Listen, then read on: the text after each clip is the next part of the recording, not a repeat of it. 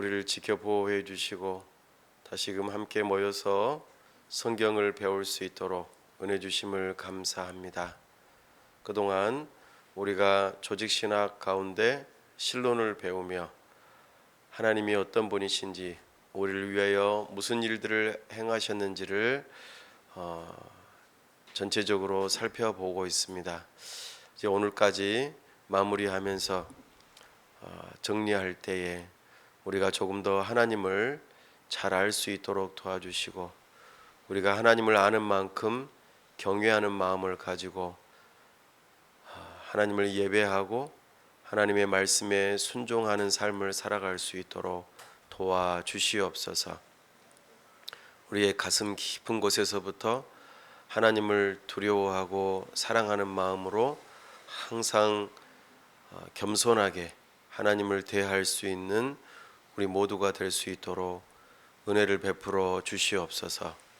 오늘은 특별히 하나님의 섭리에 대하여 함께 배울 때 우리에게 은혜를 더하여 주시기를 간절히 바라고 원하오며 우리 주 예수 그리스도의 이름으로 기도하옵나이다.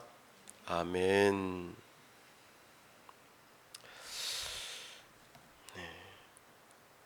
우리가 살고 있는 우주 만물은 지금도 계속 움직이고 있죠. 마치 살아있는 생명체처럼 움직입니다. 모두가 다 살기도 하고 새롭게 태어나기도 하고 살아가기도 하고 또는 죽거나 소멸되기도 합니다. 우리 지구가 태양을 중심으로 1년 365일 공전하기도 하고 또 달이 우리 주위를 돌면서 달을 만들기도 하고 또 비가 내리고 바람도 불고 여러 가지 많은 자연 현상들이 있습니다. 우리 사람들이 태어나고 죽을 뿐만 아니라 국가도 또는 어떤 단체들도 생겨나기도 하고 또는 소멸되기도 하는 그런 아주 다양한 역사들을 가지고 있습니다. 이렇게 자연이나 인간에게 일어나는 각종 어떤 현상, 그런 것들에 대한 원인을 생각해 볼 때에 사람들은 크게 세 가지로 그 원인을 규명해 보았습니다. 첫 번째는 운명에 의해서 일어났다. 이것은 어떤 비인격적인 힘에 의해서 필연적으로 일어나는 일들이다. 이렇게 생각하는 사람들이 있었습니다. 또 비슷하긴 합니다만 모든 것이 우연에 의해서 일어났다. 비인격적인 어떤 힘이 우연적으로 우발적으로 발생되어진 일들이다. 그렇게 미리 정해져 있거나 아니면은 정해짐이 없이 어쩌다 보니까 막 생겨나는 그런 일들처럼 생각했습니다. 그리고 세 번째 생각은 성경에서 나오는 생각인데, 하나님께서 온 세상의 원인이 되시고 또한 섭리하시기 때문에 이런 일들이 발생한다. 이렇게 생각했습니다. 여러분들의 입장은 어떻습니까? 1번 숙명이다. 2번 우연이다. 3번 섭리다. 네, 꼭 그럴 것 같죠? 그러면은 하나님의 섭리에 대해서 함께 살펴볼 건데요. 섭리라고 하는 이 단어에는 크게 세 가지의 의미가 담겨 있습니다. 섭리 안에는 하나님께서 보존하시고, 두 번째는 통치하시고, 세 번째는 협력하신다. 이 세 가지의 개념이 이 섭리라고 하는 것 안에는 담겨 있습니다. 우리에게 일어나는 모든 일들, 그 중에서 특별히 자연과 관련된 일들, 그런 것들을 보존과 연결지어서 이야기를 합니다. 자연. 그리고 또 하나는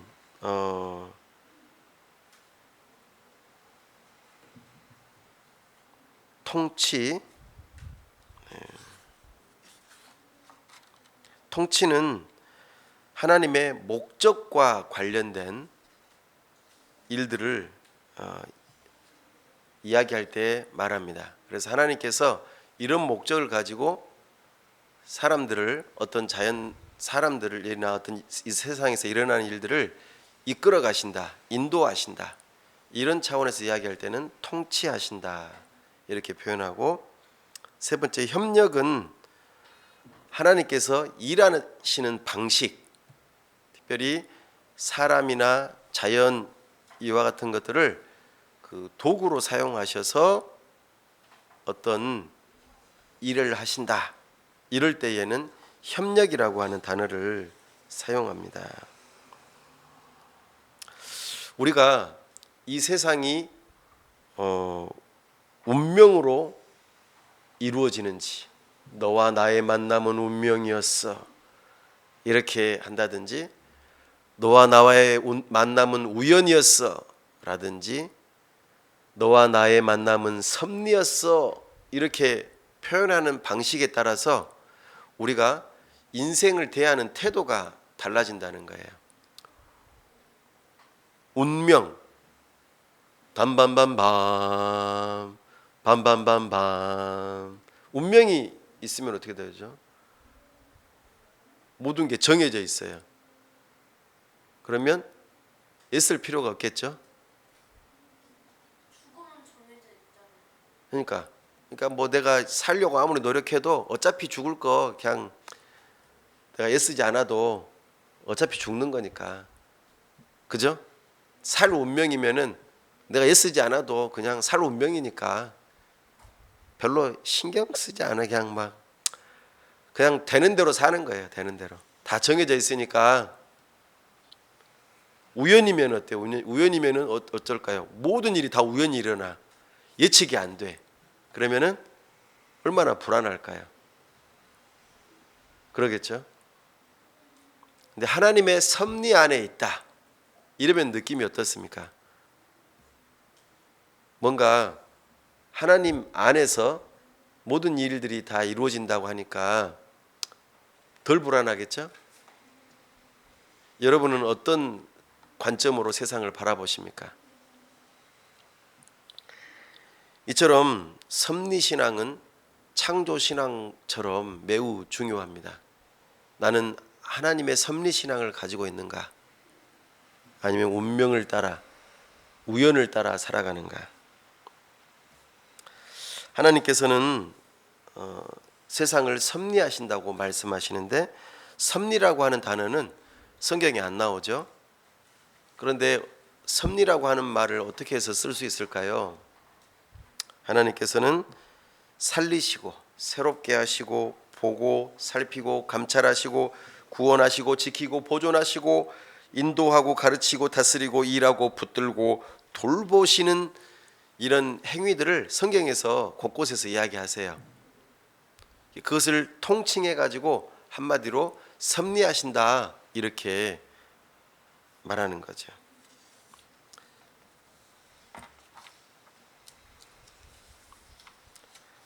그래서 우리는 그 섭리라고 하는 것을 생각할 때마다 세 가지를 생각하라고 그랬죠. 섭리 안에는 세 가지의 개념이 담겨 있습니다. 첫 번째는 뭐예요? 네?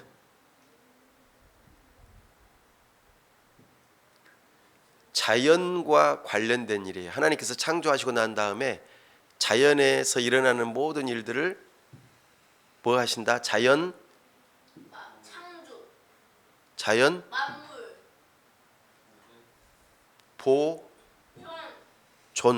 보존하신다.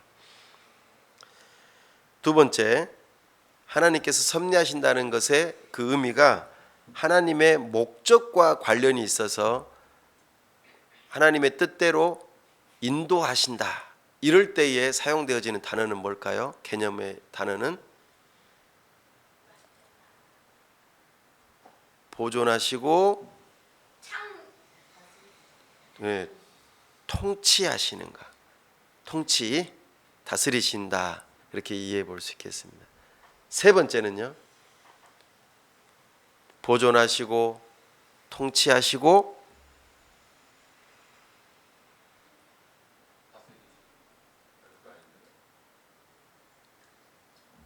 협력하신다. 협력, 수단으로 하나님께서 어떤 일들을 하실 때에 사람이나 자연을 수단으로 사용하시는 것을 협력이라는 단어로 썼습니다. 보존, 통치, 협력.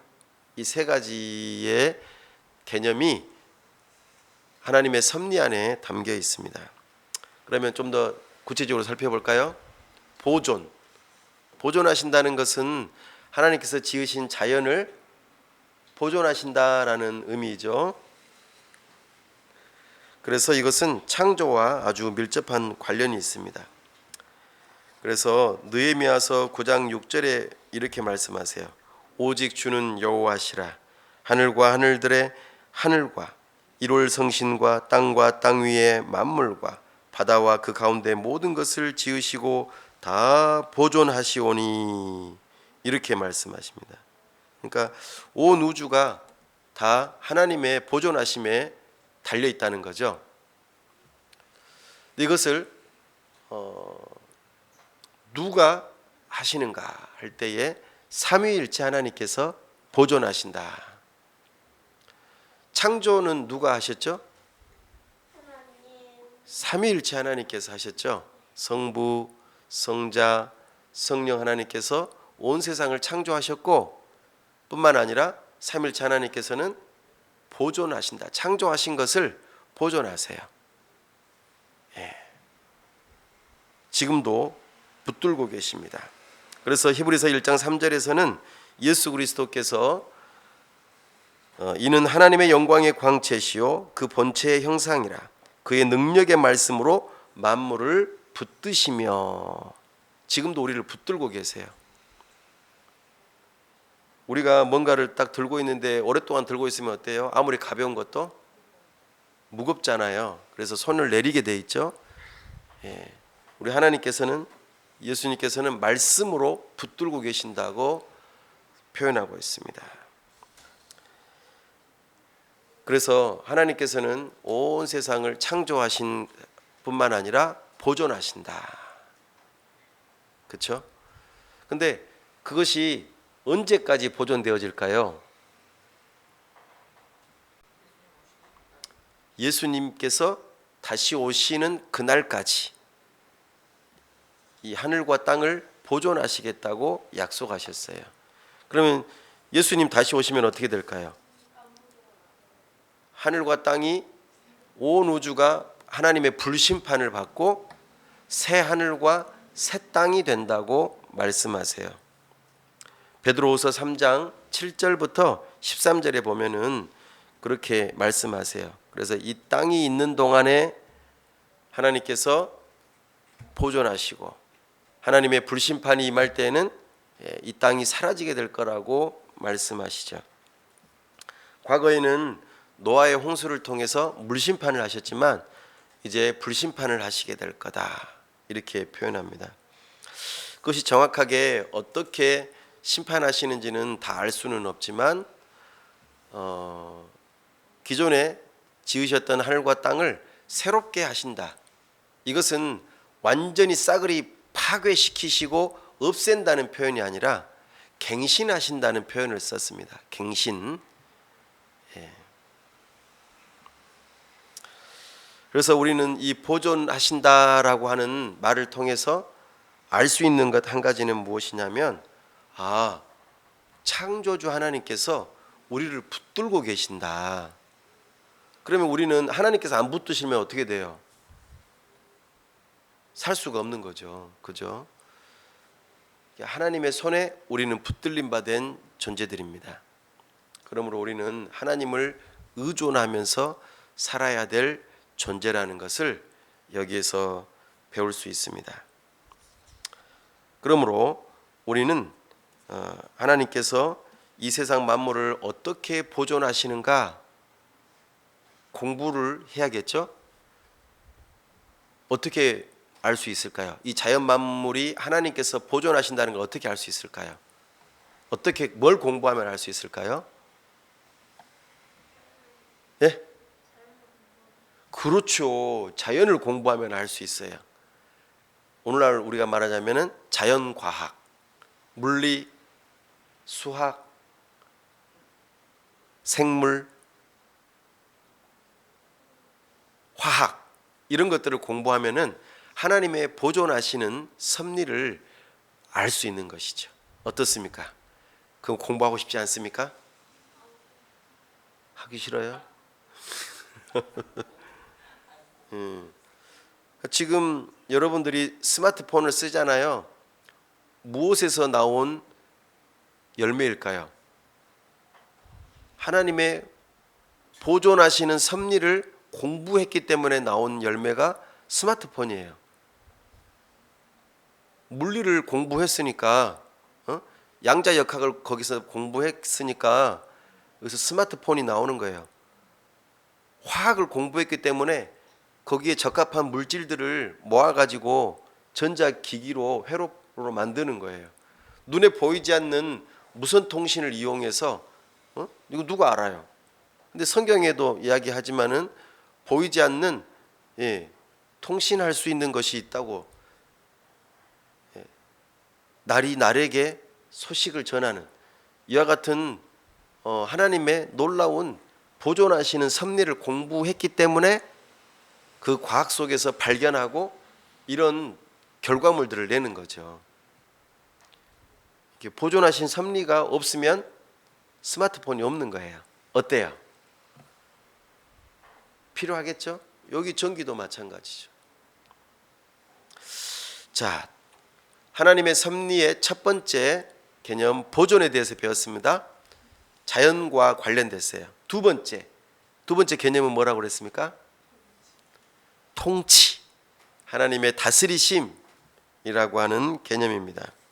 이것은 하나님의 목적을 위해서 사람이나 어떤 자연의 이런 것들을 인도하시는 걸 말해요. 특히 우리 이제 사람과 관련된 것이 더 클 수도 있겠죠.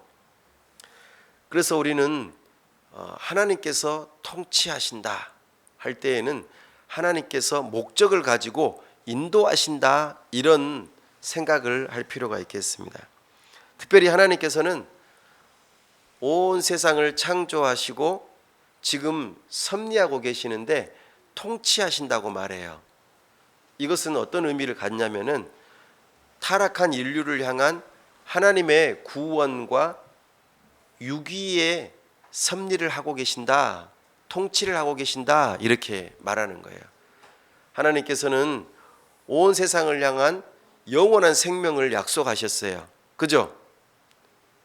그러나 하나님의 말씀을 불순종함으로 그 영생이 잃어버린 바 되었죠. 그것이 창세기 2장 15절 16절에 나오는 말씀이에요.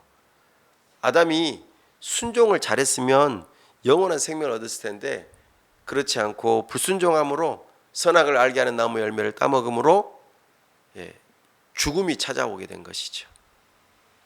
그러나 하나님께서는 그들을 내버려 두셨습니까? 아니죠. 창세기 3장 15절 말씀에 여자의 후손을 보내주시겠다 약속하시면서 하나님의 구원 계획을 다시 발표하시고 이제 하나님의 목적을 따라서 구원을 이루어 가시는 그 일을 인도해 가신다고 말씀하고 있습니다. 창세기 3장 15절에 뱀의 후손도 있고 여자의 후손들도 있잖아요. 그죠? 구원받을 자와 그렇지 못한 자들이 있다고 말합니다. 교회와 세상. 그죠? 교회는 영원하고 세상은 망한다 이렇게 표현했잖아요. 신자는 구원받고 불신자는 구원받지 못하는 이와 같은 하나님의 통치가 지금 계속해서 이루어지고 있다 그 말이에요. 하나님의 구원받은 백성, 그렇지 않은 사람들, 이것이 하나님의 언약에 나타나 있고 이 일들을 이루어 가시죠. 이 하나님의 통치의 범위는 어느 정도로 넓을까요? 하나님의 구원은 가장 작은 나 한 사람부터 시작해서 온 우주를 구원하신다고 말씀하세요. 이것이 하나님의 통치의 범위예요. 온 우주를 다스리실 뿐만 아니라 신자와 불신자, 또 교회와 세상 모두를 통치하신다 이렇게 말씀하십니다. 성경에 보면 에베소서 1장 10절 말씀에 하늘에 있는 것이나 땅에 있는 것이 다 그리스도 안에서 통일되게 하려 하심이라. 이 말씀을 통해서 온 우주 만물을 하나님께서 통치하고 계신다는 것을 이야기하고 있습니다. 마태복음 5장 45절에서는 이같이 한즉 하늘에 계신 너희 아버지의 아들이 되리니 이는 하나님이 그 해를 악인과 선인에게 비추시며 비를 의로운 자와 불의한 자에게 내려주심이라. 이렇게 말씀하시면서 하나님께서는 물리적인 요소들도 통치하고 계신다고 말씀하세요. 그죠? 착한 사람에게만 비를 더 주고 악한 사람한테는 비를 안 주고 그러지는 않으시죠.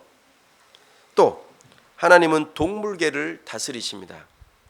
마태복음 6장 26절에 공중의 새를 보라. 심지도 않고 거두지도 않고 창고에 모아들이지도 아니하되 너희 하늘 아버지께서 기르시나니 너희는 이것들보다 귀하지 아니하냐. 그렇죠? 하나님께서 세상의 모든 것을 먹이세요. 그죠? 또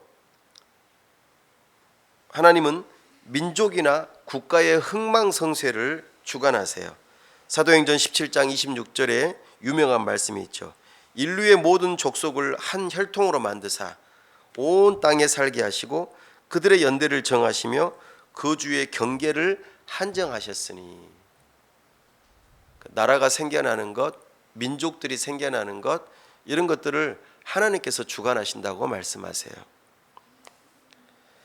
그리고 하나님은 인간 개인의 출생과 죽음, 복과 화, 성공과 실패, 부유함과 가난함, 높음과 낮음, 이 모든 것들을 주관하신다고 말씀하십니다. 그래서 우리는 하나님께서 우리 한 사람의 인생을 다스리신다고 말할 수 있겠습니다. 여러분은 하나님의 인도함을 받고 계십니까? 하나님의 다스림을 받고 계십니까? 또한 하나님은 악인들을 심판하시는 것으로 다스리십니다. 사람이 회개하지 아니하면 그가 그의 칼을 가시며 그의 활을 이미 당기어 예비하셨도다. 시편 7편 12절 말씀. 이처럼 하나님께서는 악인들을 그냥 내버려 두지 아니하시고 심판하신다고 말씀하십니다. 그리고 하나님은 하나님의 백성들의 모든 필요를 채워주실 뿐만 아니라 기도에 응답해 주신다고 말씀하십니다. 빌립보서 4장 19절 말씀, 나의 하나님이 그리스도 예수 안에서 영광 가운데 그 풍성한 대로 너희 모든 쓸 것을 채우시리라. 아멘. 이처럼 하나님께서는 목적을 가지고 모든 것을 통치하신다는 것을 우리는 알아야 할 것입니다. 심지어는 인격을 가지고 있는 천사들도 다 통치하고 계십니다. 눈에 안 보일 뿐이죠. 우리 하나님께서는 모든 것을 다 통치하세요. 하나님의 통치에서 벗어날 수 있는 게 있을까요? 없습니다. 어느 누구도 하나님의 통치하심에서 벗어날 수 없습니다. 그렇기 때문에 우리는 하나님의 섭리 가운데서 살아간다고 말할 수 있습니다. 하나님의 섭리 안에 첫 번째가 무슨 개념이 있었습니까? 보존. 두 번째는요? 통치. 세 번째는 뭐라고 그랬습니까? 협력. 네, 이렇게 반복을 해야지 기억이 납니다. 이제 세 번째 협력에 대한 이야기를 하려고 합니다. 하나님은 피조물이라고 하는 수단을 통해서 일하신다. 이것을 말할 때 협력이라고 하는 단어를 사용합니다. 특별히 하나님께서 자연에는 자연 법칙을 주셨어요. 그것을 통해서 하나님께서 일하시죠. 사람은요? 사람은 무엇을 통해서 일하실까요? 하나님께서는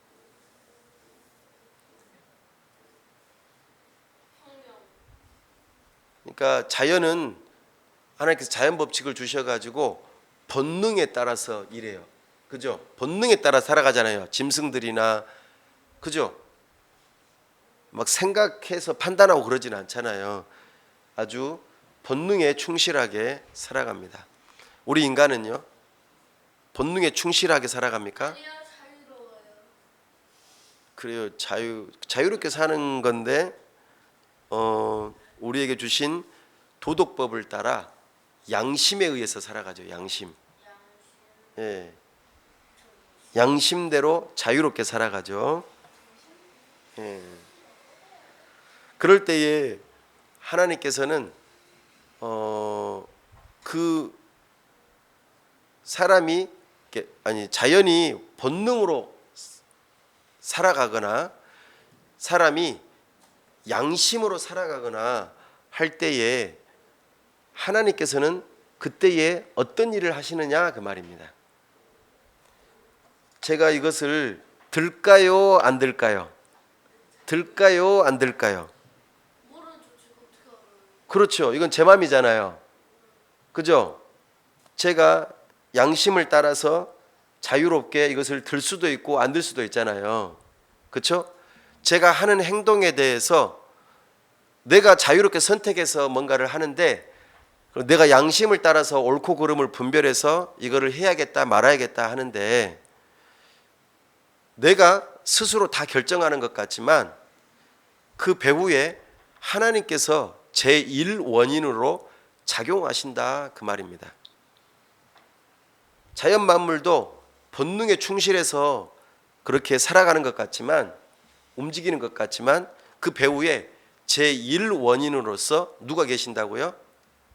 하나님께서 계신다고요. 그러면 자연 만물이 자연 법칙을 따라 본능에서 살아가는 것을 제2원인이라고 그럽니다. 그럼 사람은요?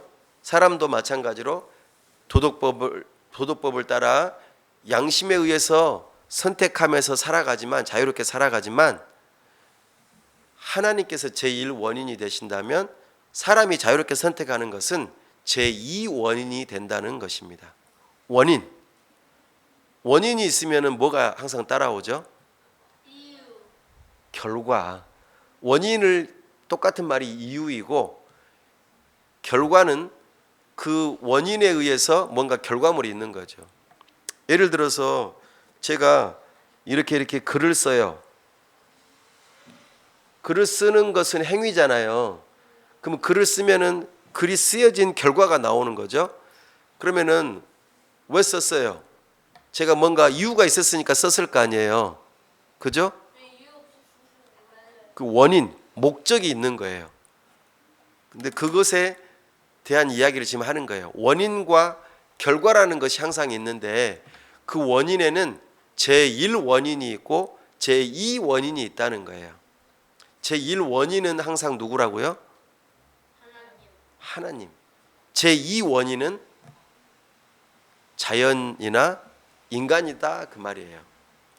근데 그때에 제1원인이 되신 하나님께서 제2원인이 되는 자연과 사람을 제2원인으로 사용하셔서 어떤 결과를 내신다 그 말이에요. 이것을 하나님의 섭리의 하나라고 이야기하는 겁니다. 알 것도 같고 모를 것도 같고 제가 이제 예를 들어서 설명하면 아마 이해가 되실 것 같아요. 자, 우리가 그 성경 있죠? 이 성경의 저자는 누구일까요? 하나님. 그것을 제1원인이라고 그래요. 근데 이 성경은 실제적으로 사람이 썼죠? 그러면 그 사람들은 몇 원인이 되는 거예요? 제2 원인이 되는 거예요. 그죠? 그러면 이 성경의 저자는 사실은 누구예요? 번역가? 번역가가 아니라 처음에 쓴다고 봤을 때. 모세가 제일 첫 번째로 썼어요. 그렇죠. 모세가 제일 첫 번째로 썼죠. 맞아. 모세부터 시작해서 40여 명의 저자가 제2 원인의 저자가 되는 거예요. 그런데 그 사람의 배후에 제1 원인으로서 하나님께서 쓰게 하셨다라는 거예요. 그런 면에서 제1 원인이 되시는 거죠. 그 결과로서 뭐가 나온 거예요? 성경이 나온 거예요. 성경이. 정말 번역가는 그런 어떤 사람? 자, 그러면 생각해 보세요. 로마서를 누가 썼죠? 로마. 로마 교회를 향하여서 썼죠. 그렇죠. 바울이 썼죠. 그러면은 로마서의 저자는 누구예요? 바울. 그래요. 사도 바울이죠. 그런데 사도 바울은 수단으로서 쓰임 받는 거예요. 이해되십니까? 하나님. 그렇죠. 하나님이 제1 원인이 되셔서 제2 원인인 사도 바울이 쓸 마음이 생기고 그 사람의 모든 것을 다 이용하셔서 자유롭게 쓰게 하셨어요. 그리고 나온 것이 로마서라는 거예요. 이해되시죠?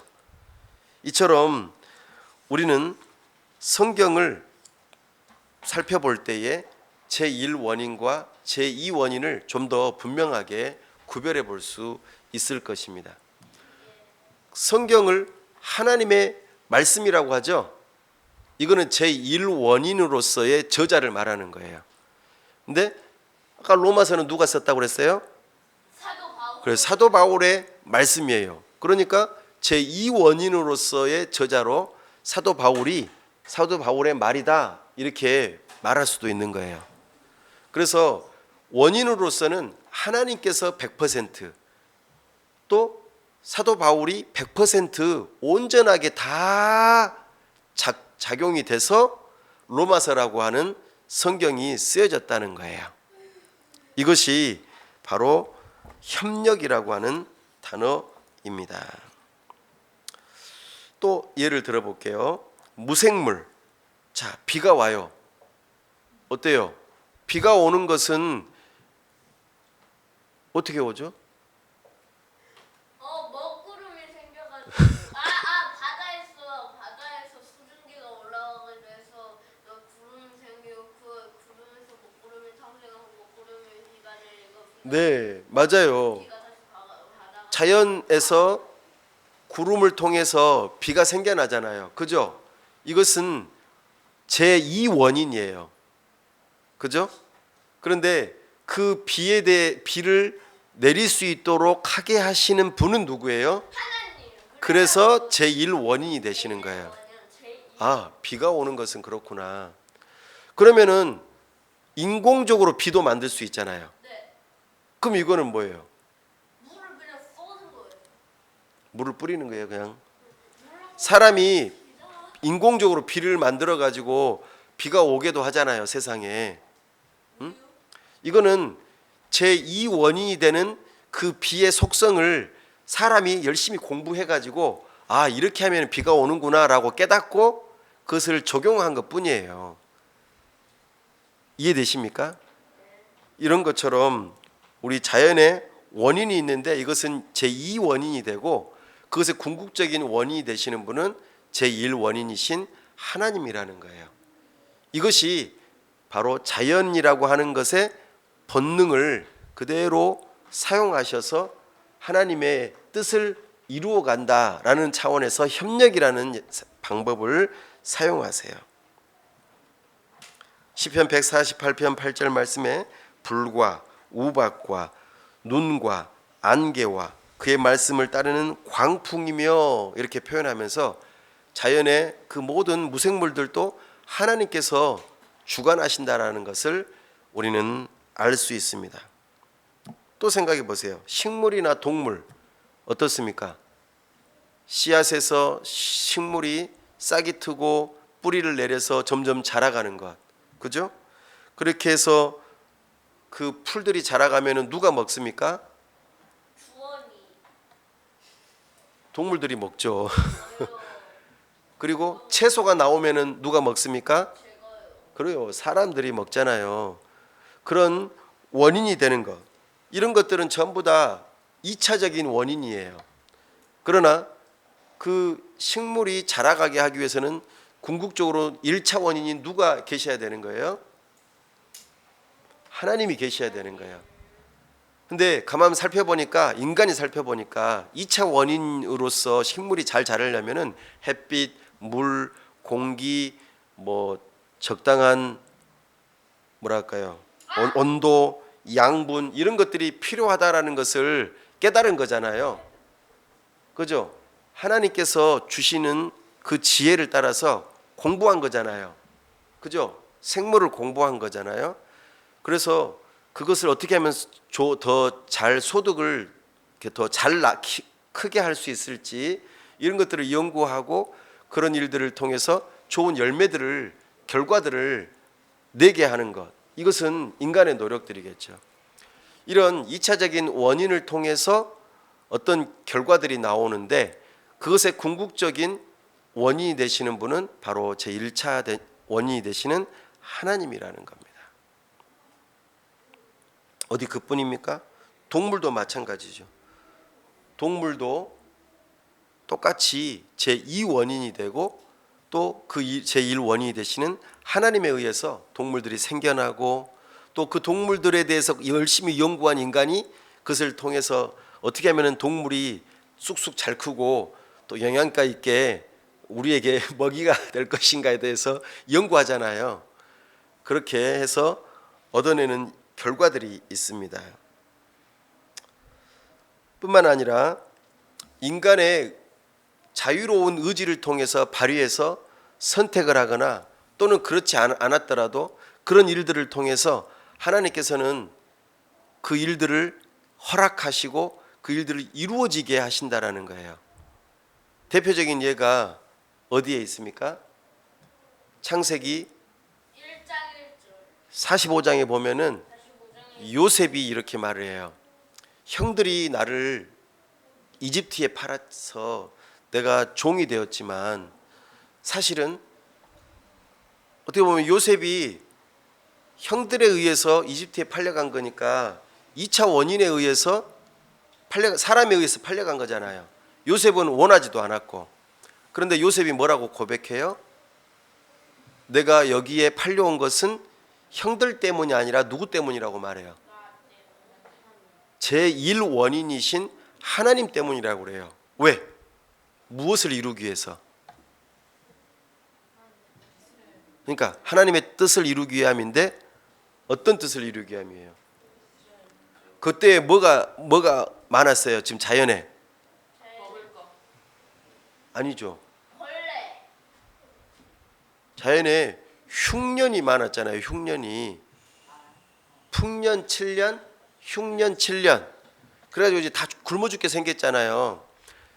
그 하나님 주관하시는 거잖아요. 물론 자연에서 일어나는 일이에요. 그러나 하나님의 주관 속에 일들이 일어났고 그것을 지혜롭게 대비할 수 있도록 누구를 보내신 거예요?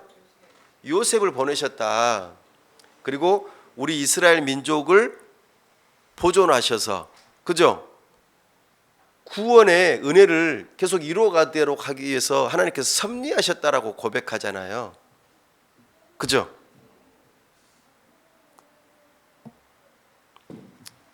그러니까 우리가 저하고 여러분들이 만난 이유는 뭘까요?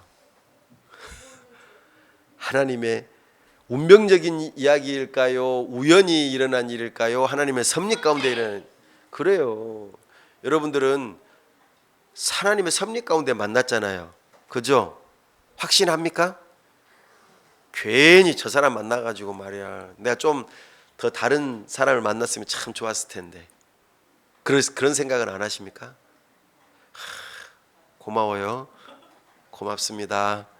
감사합니다. 배꼽 인사해야겠네. 예. 그죠? 그리고 우리 신자들이 그 거룩한 삶, 성화를 위해서 노력하는 것, 하나님 말씀대로 순종하면서 살아가려고 하는 것, 이것도 마찬가지입니다. 내가 아무것도 안 해버리면 어떻게 돼요? 하나님 말씀대로 순종 안 해버리면 어떻게 돼요? 거룩한 삶을 살 수 없겠죠. 근데 내가 거룩한 삶을 살기 위해서 애써요. 근데 애써도 안 될 수도 있잖아요. 그죠? 근데 애쓸 때에 하나님께서 도와주시면은 잘 될 수도 있잖아요. 그죠? 그런 과정 속에서 우리가 거룩하게 되어져 가는 그런 모습들도 우리는 하나님의 그 일하심 속에 우리가 점점 더 거룩해져 간다는 것을 알아야 할 것입니다. 내 안에서 누가 일하시는 거예요, 지금? 그러면 거룩한 삶을 살아가야 돼요, 말아야 돼요? 그래요. 나의 영혼이 무게감이 가벼워져서 그리스도의 고난과 부활을 날마다 묵상함으로 하나님의 보좌 앞으로 더 가까이 날아가는 이런 삶을 살아가야 될까요? 아니면은 그리스도의 십자가도 묵상 안 하고 부활도 묵상 안 하고 점점 더 영혼의 무게가 무거워져서 비만되어져서 하나님의 보좌로부터 점점 멀어져야 될까요? 여러분들 어떻게 생각하십니까? 가벼워져야겠죠. 그죠? 그러려면 뭘 해야 돼요? 하나님께 기도. 도움을 구해야죠. 가만히 있으면 하나님 도와주신대요. 가만히 있으면 하나님 언제 도와주시겠지. 감나무 밑에서 입 벌리고 있으면 됩니까? 그래도 그것도 노력이죠. 입을 안 벌리면 못 먹으니까. 정확한 위치에 맞춰서 해서 감이라도 받아 먹어야죠. 그것도 안 해. 아무 생각 없이 살면 안 되겠죠? 이런 하나님의 섭리에 대해서 우리가 세 가지 배웠죠. 그죠? 첫 번째가 뭐였어요? 보존하시는. 두 번째는요? 통치하시는. 세 번째는 협력하시는. 이 세 가지의 개념이 담긴 섭리가 있으므로 우리가 지금 살아갈 수 있는 겁니다. 근데 이것에 대해서 아니다라고 생각하는 이론이 있어요. 그게 뭐냐면 범신론과 이신론입니다. 범신론이 뭐라고 그랬습니까? 모든 세상의 피조물들이 피조물이 아니라 뭐라고요? 신이다. 그럼 생각해 보세요. 우리가 제2원인이 아니라 제1원인이 된다고 생각해 보세요. 그러면 우리는 뭐가 되는 거예요? 신이잖아요. 하나님이 돼버리잖아요. 그러면 가만히 있어도 되겠네요. 밥 안 먹어도 배 안 고프겠네요. 그죠? 신이니까. 잠 안 자도 안 피곤하겠네요. 그죠? 맞아요? 범신론은 하나님하고 우리 사이에 구별을 없이 만들잖아요. 제1원인과 제2원인이 없이 우리 모두가 다 제1원인이 되는 거예요. 그러면은 내가 아무것도 할 필요가 없어. 다 돼. 그냥 가만히 있어도 다 돼. 그런가요? 이 세상에서 가만히 있어도 다 되는 게 있던가요? 숨도 내가 쉬어야지 되는 거지. 그죠? 근데 이실론은요? 이실론은 어때요? 그거에 이실론은 뭐였어요? 정반대예요. 예, 정반대인데 아무도 신이 아니에요. 하나님께서 세상을 창조하신 것까지는 인정해요. 그런데 세상을 섭리하신다고 생각하지 않아요. 그냥 법칙을 던져주고 알아서 작동될 거라고 생각하는 거예요. 태엽이 다 풀릴 때까지. 그러면 세상에 종말이 온다 생각하는 거죠.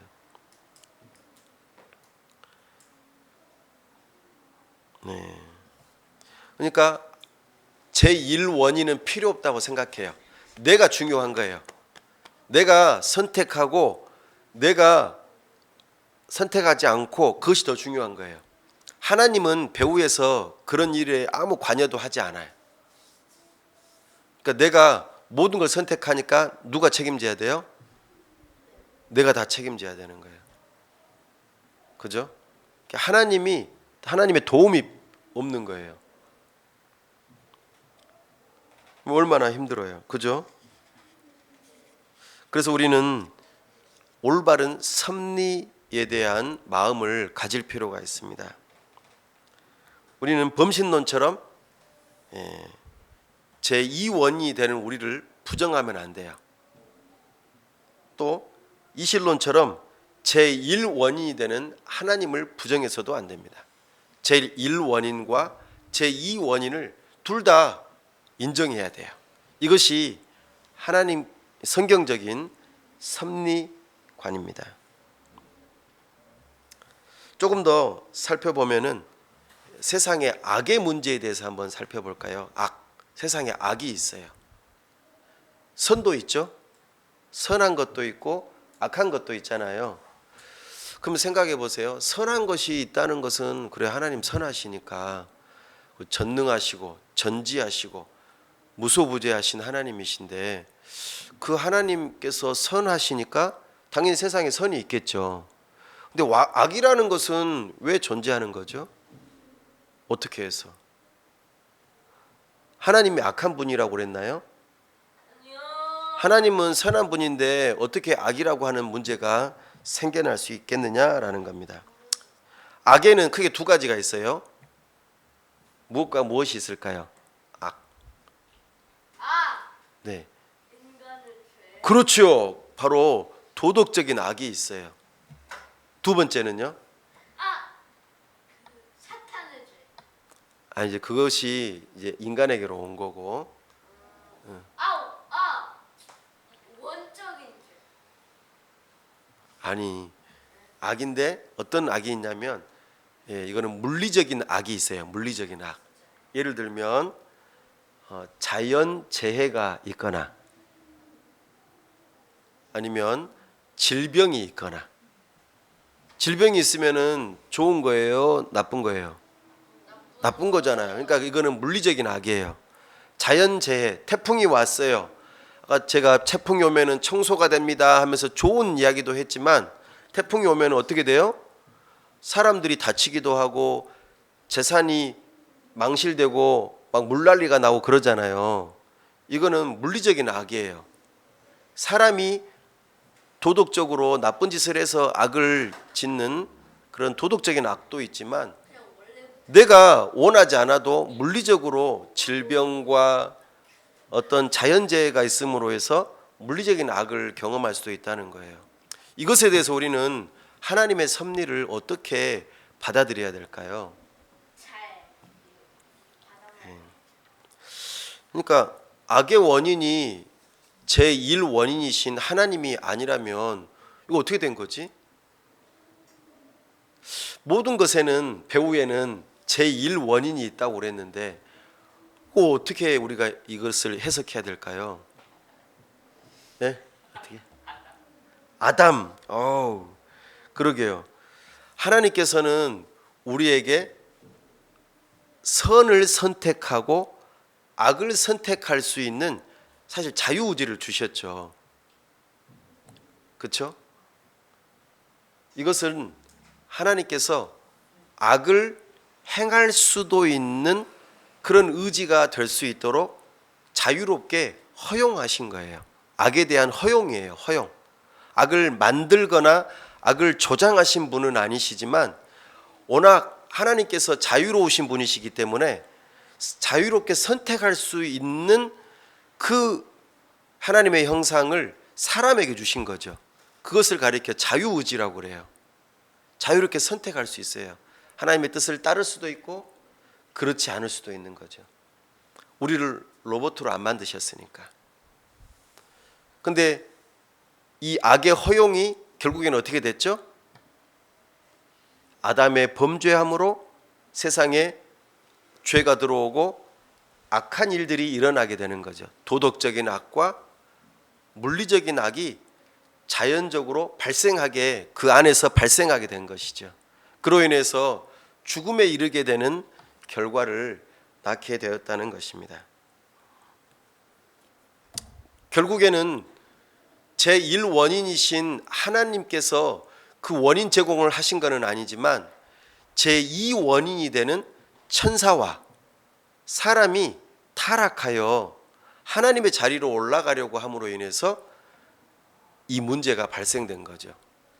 자유롭게 선택했다면 자유로운 선택 다음에는 뭐가 따라와야 돼요? 책임이 따라와야 돼요. 네가 뭘 선택했는지 그것에 대해서 자유롭게 선택하지만 그것에 대한 책임을 져야 된다는 거예요.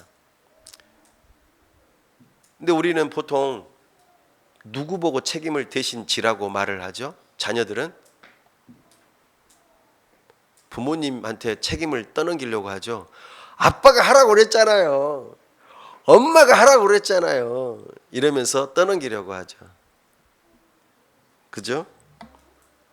우리는 그래야 됩니다. 근데 그럼에도 불구하고 이 세상이 워낙 악한데, 그죠? 그래서 제가 질문을 하나 했었어요. 하나님께서 이 죄악의 문제를 해결하시기 위해서 누구를 보내주셨습니까? 한번 대답해 보세요. 잘 들으세요. 이렇게 해서 죄악이 이 세상에 들어와서 죽음에 이르게 되었는데 이 문제를 해결하기 위해서 하나님께서 섭리 가운데 누구를 보내셨냐고요. 그래요. 여자의 후손이신 예수님을 보내셨잖아요. 근데 그 이 예수님이 오셔가지고 우리를 구원을 위해서 십자가에 달려 죽으시고 부활하셨잖아요. 그리고 하늘 보좌 우편으로 승천하셨죠. 그러면은 깔끔하게 죄의 문제를 해결하셨으면은 이 세상에 악도 없어야 되잖아요. 깨끗하게 끝내줘야 되는데 왜 아직도 도덕적인 악이 존재하고 물리적인 악이 존재하냐 이 말이에요. 왜 그럴까요? 원래부터 아담과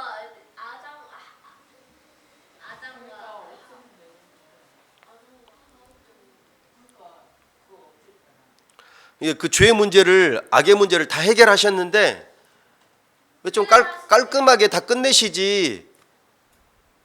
그래서 우리를 구원을 한 번에 완성해서 딱 끝내버리시지. 왜 아직도 악의 문제가 남아있냐 이 말이에요. 내 안에 악이 있죠. 그죠? 악이 있어요 없어요? 여러분 안에?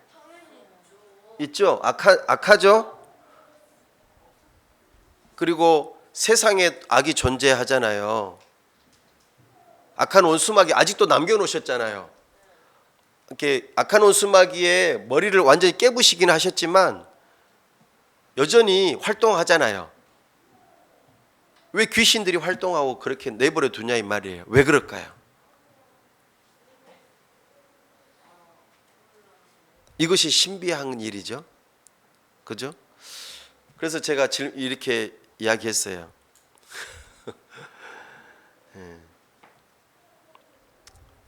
이 세상에는 낮에 해가 비치고 밝기도 한데 왜 어두움이 찾아올까요? 왜 어두움이 있을까요? 이 세상에. 아니, 당연히 해가 없으니까 어둡겠죠. 물론 그것도 물리적인 일이지만 다시 말해서 이것을 이제 제가 비유적으로 말하는 거예요. 이 세상에 왜 그 어두움과 같은 죄악들이 아직 남아 있느냐 그 말이에요. 도대체 하나님의 섭리는 여기에 어떤 섭리가 담겨 있을까요? 밤하늘에 뭐가 있어요? 밤하늘에 뭐가 있어요? 그래요. 별이 있고 달이 있잖아요. 어두우면 어두울수록 별이 반짝이고 빛나요. 달도 더 밝게 빛나요. 다시 말해서 악의 문제가 이 세상에 아직 존재하므로 밝은 빛이 드러나도록 하게 하기 위함입니다. 그러니까 대조적인 거죠. 아직도 이 세상에 악을 남겨놓으신 이유는 하나님의 영광을 드러내기 위함입니다. 이 죄악된 문제를 해결하시고 구원하시는 예수 그리스도의 그 죽으심과 부활의 그 구원의 은혜를 밝히 드러내기 위해서 내가 죄인임을 깨달을 때에 하나님의 용서와 은혜를 더 갈구하려고 하는 그 마음처럼 말이죠. 내가 죄인임을 깨닫지 못하면 하나님의 은혜를 더 깊이 있게 깨닫지 못하는 거예요. 좀 더 바꿔서 말해보면 내가 삶을 살아가는데 부족함이 하나도 없어. 날마다 먹을 수 있고 내가 원하는 건 다 살 수 있고 하고 싶은 거는 다 할 수 있다고 생각해 보세요. 그러면은 소중한 것을 깨닫지 못할 거예요. 내가 질병을 통해서 건강을 잃어보니까 건강의 소중함을 깨닫잖아요. 그리고 하나님 저를 치료해 주세요라고 하나님을 찾죠. 내가 배고프면은 너무 배고파요. 하나님 먹을 걸 주세요라고 기도하게 될 거예요. 깨끗한 물을 마시지 못하면 깨끗한 물의 소중함을 발견하게 될 거예요. 물이 부족하면 정말 가뭄 속에서 물이 얼마나 소중한지 깨닫기 시작하죠. 그래서 조금 더러운 물일지라도 내가 그거라도 먹어야겠다라고 생각할 정도로 물의 소중함을 깨닫습니다. 공기가 나쁘면 정말 공기가 좋았던 그 시기를 떠올리면서 우리가 얼마나 대기 오염을 시켰던가 슬퍼하게 되는 거죠. 마찬가지로 아직 우리에게 죄를 허용하시고 악을 허용하시는 그 하나님의 섭리 안에는 하나님의 구원의 영광이 더 밝히 드러나도록 하기 위함임을 우리는 알아야 할 것입니다. 마지막으로 섭리에 있어서 특별히 기적에 대한 이야기를 마지막으로 하겠습니다. 기적.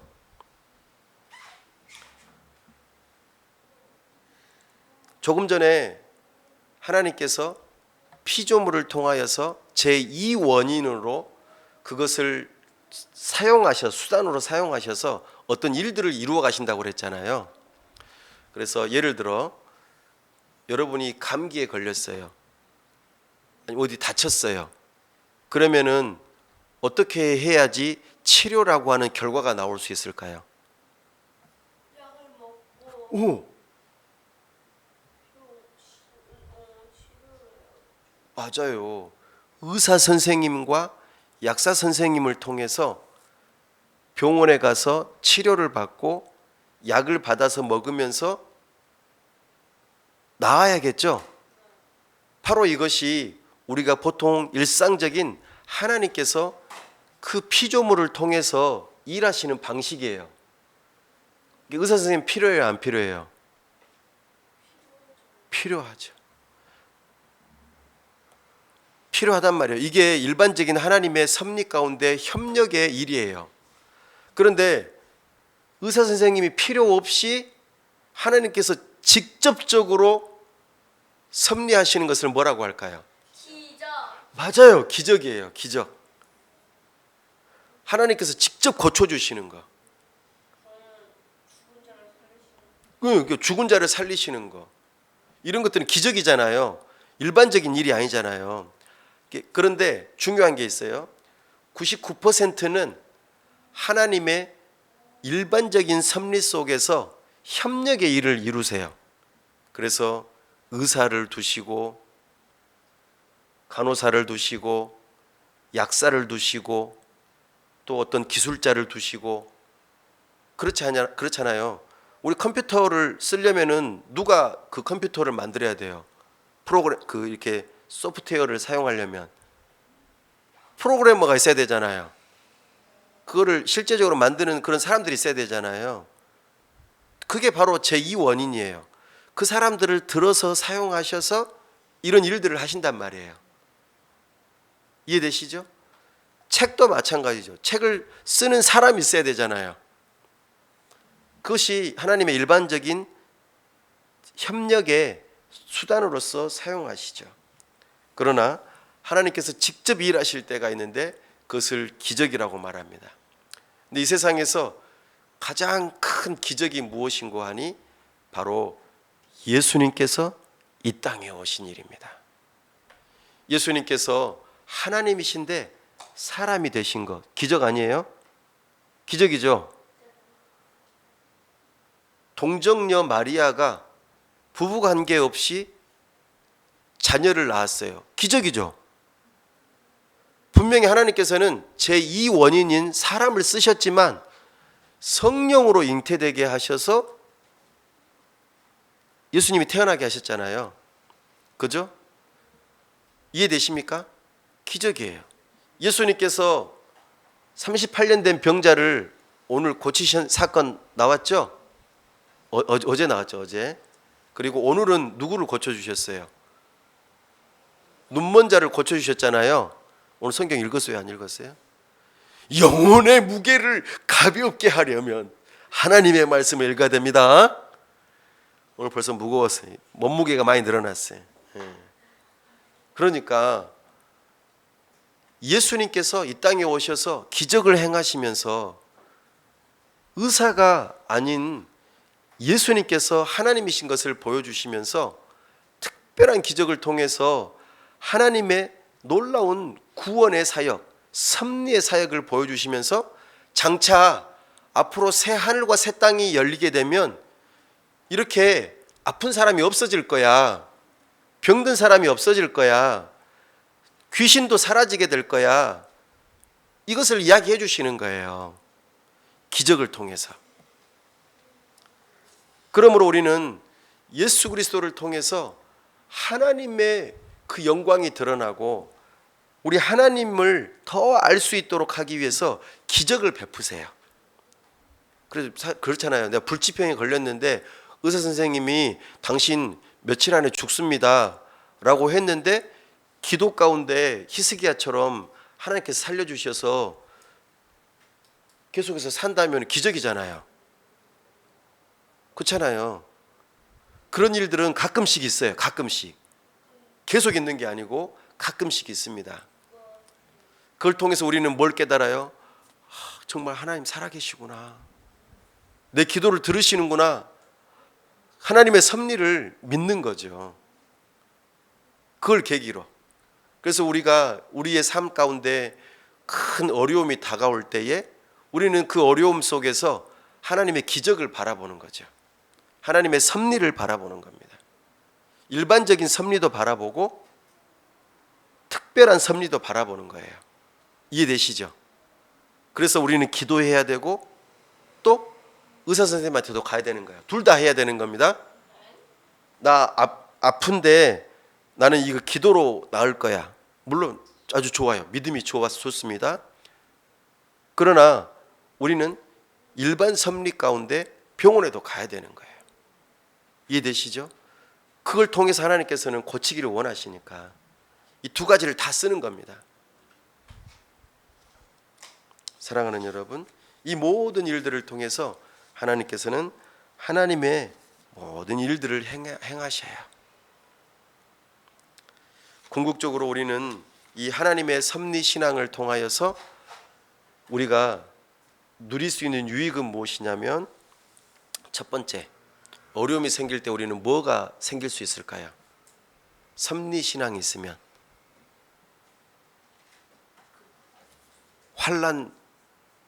환란이 있으면 뭐가 생겨요?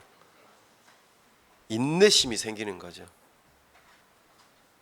조금만 힘들면 덥다고 그러고 조금만 더 힘들면 춥다고 그러고 조금만 힘들면은 하기 싫다고 그러고 우리는 그렇잖아요. 근데 그런 것들을 조금씩 극복해 나가야지 되는데 그걸 안 하면 안 할수록 우리는 안 돼요. 그러므로 우리는 하나님의 섭리를 믿는 믿음이 있으면 어려움이 있을 때 이거 여기에 하나님의 섭리가 있을 거야. 물론 내가 잘못해서 안 좋은 일이 일어날 수도 있죠. 그렇지만 그렇지 않을 경우에는 우리는 하나님의 뜻이 여기 있을 거야 생각하고 인내할 수 있습니다. 두 번째로 나에게 좋은 일이든 나쁜 일이든 감사할 수 있어요. 우리는 좋은 일이 생기면 감사하잖아요. 그러나 나쁜 일이 생겨도 감사할 수 있습니까? 그럴 수 있어야 됩니다. 왜냐하면 우리가 하나님의 섭리를 믿으니까, 하나님의 허용하심 속에 그런 일들이 생길 수도 있으니까 내 자신을 돌아보고 하나님의 섭리를 돌아볼 수 있는 거죠. 궁극적으로는 하나님을 믿을 수 있어요. 신뢰할 수 있습니다. 하나님을 향한 믿음이 결국엔 나에게 인내를 가져오고 감사의 열매를 맺게 하죠. 이것이 섭리신앙의 아주 중요한 유익입니다. 사랑하는 여러분, 오늘 우리는 하나님의 섭리에 대한 내용을 마지막으로 실론을 마쳤습니다. 하나님께서 어떤 분이신지를 알고 하나님의 속성과 더불어 하나님의 일하심을 배우고 익혀서 그것이 그냥 멀리 계신 하나님이 아니라 나의 하나님이 되어서, 누구의 하나님이요? 나의 하나님이 되어서 그 믿음으로 우리가 살아갈 때에 큰 은혜가 있음을 기억하고 그렇게 하나님을 누리는, 하나님을 더욱더 알아가는 우리의 인생이 다 될 수 있길 바랍니다. 우리 시간 함께 기도하겠습니다. 하나님 아버지, 은혜와 사랑을 감사합니다. 12주 동안 우리가 하나님이 어떤 분이신지, 하나님께서 우리를 위하여 무슨 일을 행하셨는지 하나하나 알려주시고 분별할 수 있도록 도와주시고, 성경 속에 참 하나님이 삼위일체 하나님이시며 그 하나님께서 우리를 하나님의 형상 따라 지으셨고 우리와는 구별되신 분이시며 또한 우리와 함께 하시고 나아가 우리를 위하여 창조하시고 섭리하시고 또 이 모든 것의 계획을 다 이루시는 하나님이신 것을 우리가 배웠습니다. 우리가 하나님을 점점 더 알아가면 알아갈수록 하나님을 향한 믿음을 가지고 인내하고 감사하면서 하나님의 영광을 위하여 우리의 삶을 살아갈 수 있도록 도와주시옵소서.